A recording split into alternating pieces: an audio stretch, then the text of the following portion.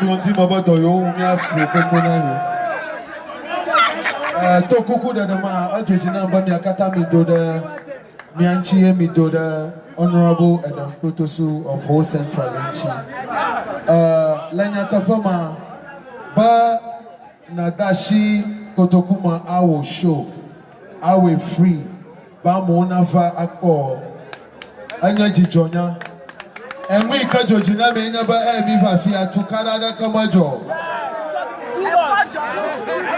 Oxygen City, the most peaceful city in the world. Now Iran got the bomb Krama Fia Togo.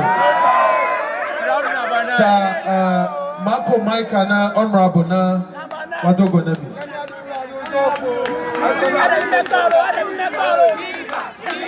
Viva, viva, viva, viva, viva, viva, viva, viva, viva, viva, viva, viva,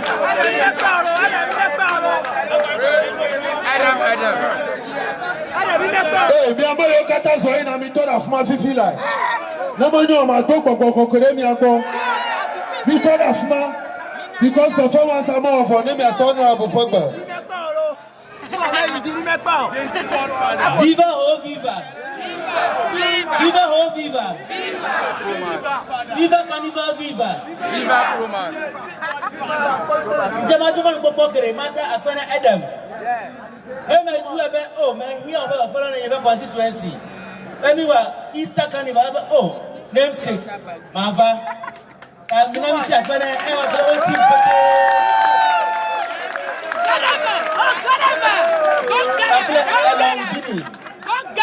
Event 21. No Wado and look at my man on Gomiawe. I for top it, I don't let's clap for them. For them. You don't number 91 Dion. I can season 1. Next year, Easter Sunday, season 2. Season 3.